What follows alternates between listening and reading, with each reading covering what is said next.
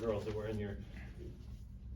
How do you sort of resonate the idea of it's number two, so playing well and showing well is just as important as whether you win or lose the game. Is that a thing? Good answer. Yeah, I don't necessarily think that showing well is our biggest goal for this game. I think playing well, absolutely more. This isn't about a show. We hope people come to Rock Chalk, watch us play. We hope that we represent the program well. We hope we compete well.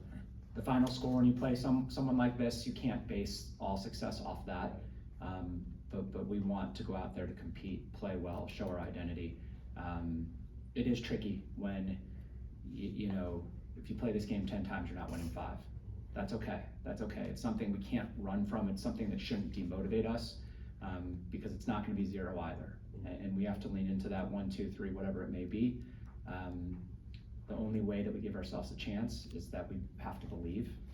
We have to be willing to sacrifice and go deeper than them. That's the shared suffering has to be something that doesn't scare us, because one of the things that is true to our identity is when we're playing well, we tend to be on the front foot and dictate the game.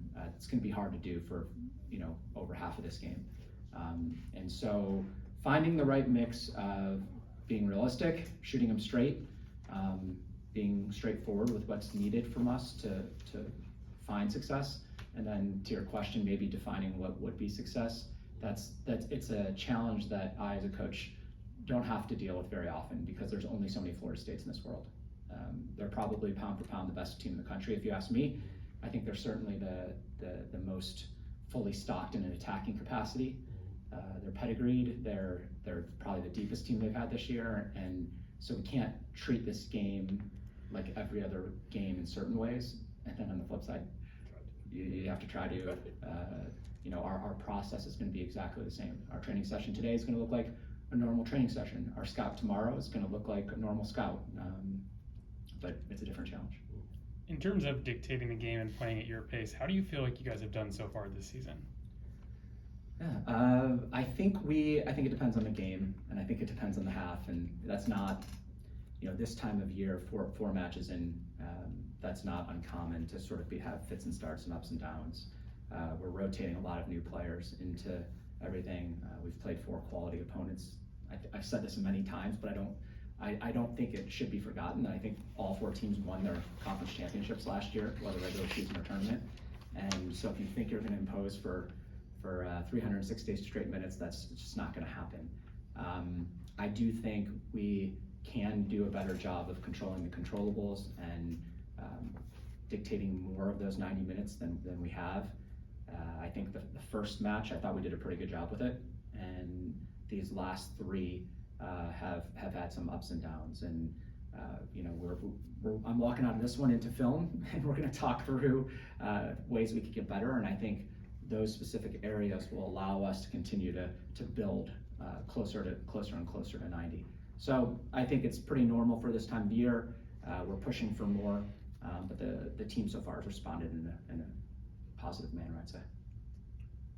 What have you thought of sort of the fit and the adjustment of your newcomers and transfers to the team so far?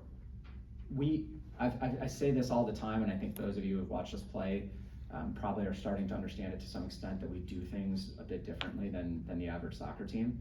And so I think the adjustment to our program can be a bigger than the adjustment to most programs. And that being said, that being factored in, I think they've done an excellent job.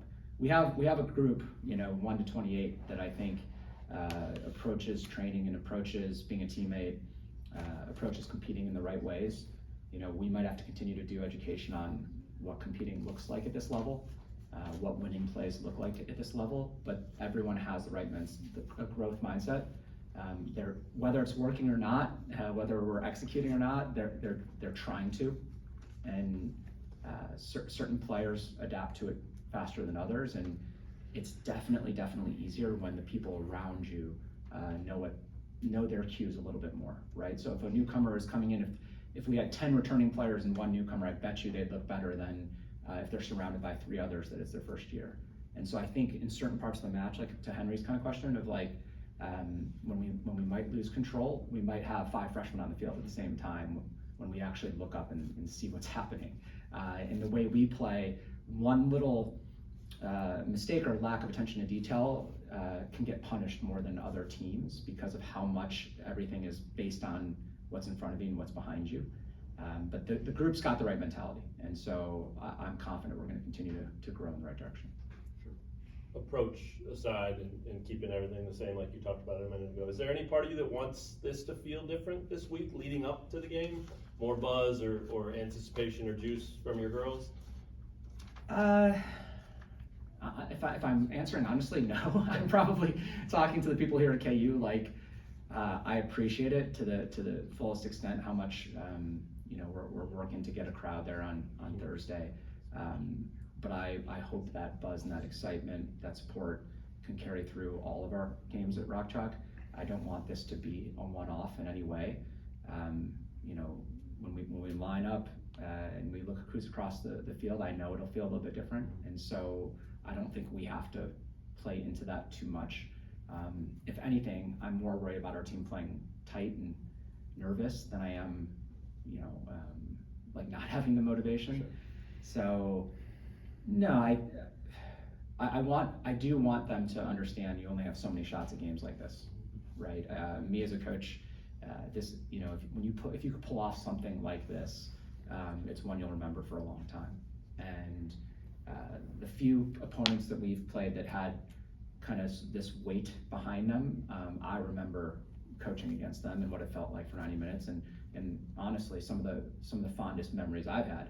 I was just telling the coaches, probably my favorite memory as a college player myself was playing the #1 team in the country, Indiana, and we played them every year. And the one time they played us, Miami, like on our field, we went toe to toe with them for 90 and lost by a goal. But it was, if you're around my friends and you say, what's your favorite game? It's probably that one, because we looked the best team in the country straight in the eye and said, let's go. And we felt like for that given amount of minutes, like we were on par with them. And so we have an opportunity here, and I don't want to wish it away, and I don't want to pretend like it's not there. But I think our best chance at having a positive experience is just kind of continuing to invest in our normal process. You have girls who will look them in the eye? You feel like I sure hope so. Yeah. Like they deserve to, right? That is one of the things I want our team to understand is like, we're a good team, and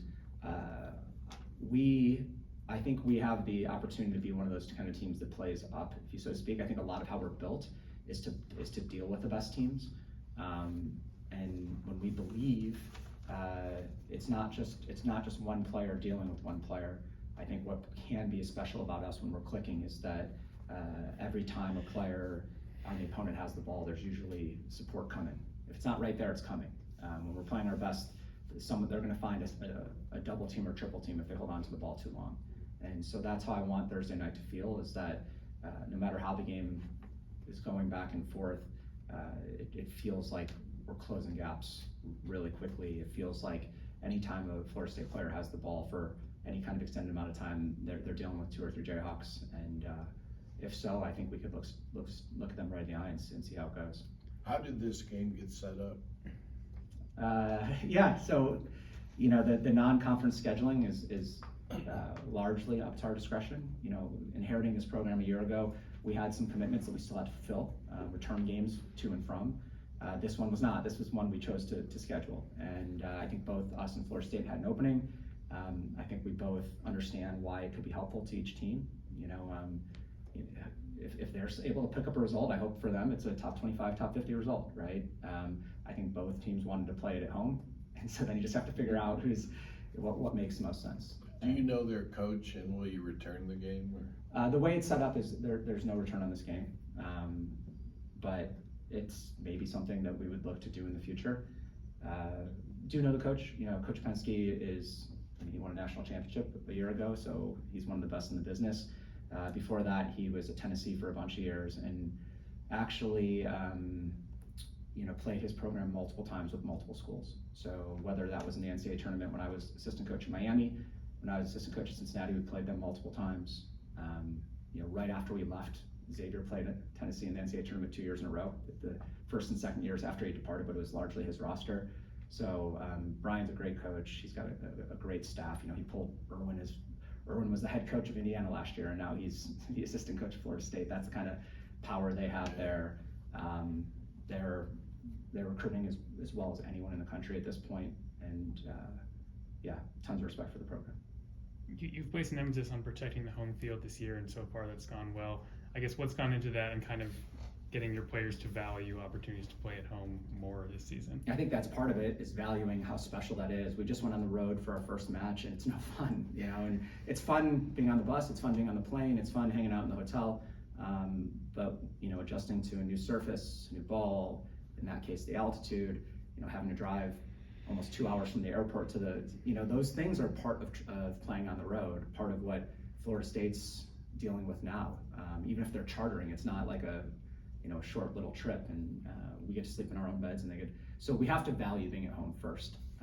Then I think we have to have a sense of pride of what it means to represent this university, this athletic department, this community, that like there's a lot of people out there who believe in us and who support us and want us to do well, and we're playing, part of our why is always like, who are you playing for? And it should be internal, and then it should be for the people on your left and right, and then it should be for something bigger, and part of that's this greater community.